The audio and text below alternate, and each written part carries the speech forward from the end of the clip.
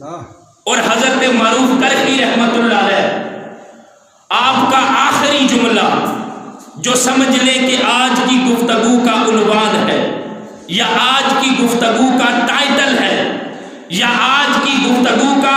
Policy maker جملہ ہے، حضرت معروف کرخی رحمت اللہ علیہ آپ فرماتے ہیں کہ لوگوں،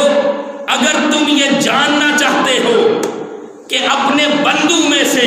اللہ تعالیٰ کس بندے پر ناراض ہے، تم یہ جاننا چاہتے ہو کہ اللہ تعالیٰ اپنے بندوں میں سے کس بندے پر ناراض ہے، تو اللہ کی ناراضگی کی علامت یہ ہے کہ جس بندے سے اللہ ناراض ہے اس بندے کا جو وقت ہے وہ فضول کاموں میں گزرتا ہے۔ جس بندے پر اللہ ناراض ہے اس بندے کا جو مال و دولت ہے وہ بھی فضول کاموں پر خرچ ہوتا ہے۔ تو دوستان محترم،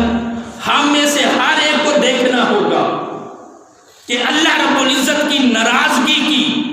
علامت یہ ہے کہ جس بندے کا کام فضول کاموں میں بسر ہوتا ہے، جس بندے کا ٹائم، جس بندے کا وقت فضول کاموں میں گزرتا ہے،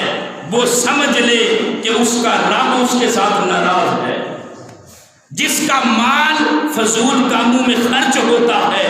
وہ سمجھ لے کہ اس کا رب اس کے ساتھ ناراض ہے۔ اب ہم میں سے ہر ایک دیکھ لے کہ ہمارا وقت کہاں کہاں گزرتا ہے، ہمارا وقت کن فضولیات میں گزرتا ہے۔ آج جس دور میں ہم جی رہے ہیں، اس دور میں اتنی زیادہ مادیت پر مبنی ہوائیں چل چکی ہیں اور فضولیات نے آج کے نوجوان کو اس طرح کیپچر کر لیا ہے، اور فضول کاموں نے،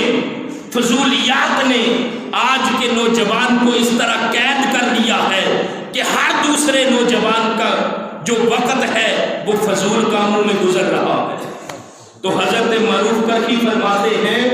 کہ جس کا فضول کاموں میں وقت گزرتا ہے،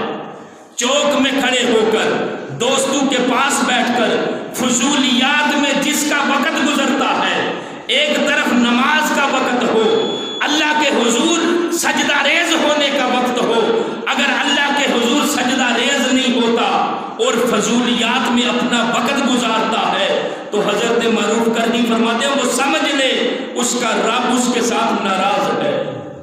اور اس کی ناراضگی کی علامت ہی یہ ہے کہ اس کا وقت فضول کاموں میں گزر رہا ہے، اس کا مال و دولت فضولیات میں خرچ ہو رہا ہے۔ تو دوستان محترم، اللہ کے بندوں کی تعلیمات سے ہمیں یہی سبق ملتا ہے کہ ان بندوں کو دیکھ کر ہم اپنے لیے ترجیحات کا تعین کریں کہ ہم نے بھی زندگی اسی طرح گزارنی ہے جس طرح اللہ کے دوست اور اللہ کے ولی گزارا کرتے۔ اللہ تعالیٰ مجھے اور آپ کو عمل